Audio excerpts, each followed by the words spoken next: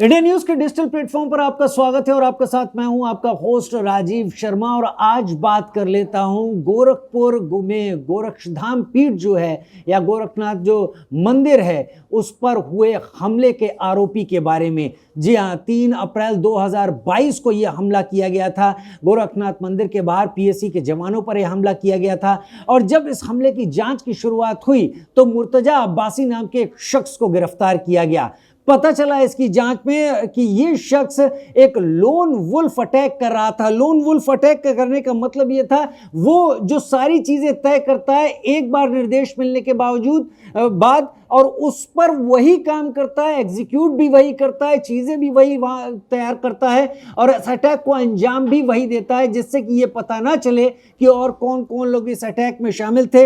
Lone wolf attack का ये इसके ऊपर दोष था और ये टेरर फंडिंग का एक मास्टर भी कहा जाता था।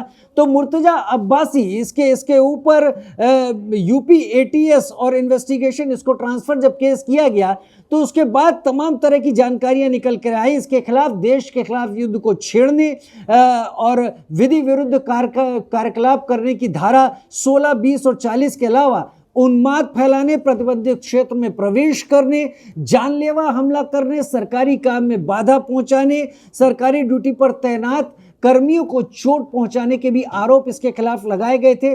और जब इसकी पूरी की पूरी इसकी जांच की गई तब समझ में आया कि आखिर एक शख्स जो इतना पढ़ा लिखा हो वो कैसे टेरर के इस नेटवर्क में फंस जाता है। आईसिस के टेरर नेटवर्क का ये हिस्सा था लोन वुल्फ टेरर अटैक के तौर पर।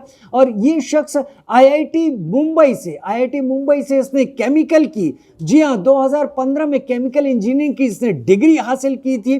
सीरिया में कैंप अल-होल से इसका संपर्क भी था और वहाँ फाइटर भेजने की फिराक में हमेशा रहता था।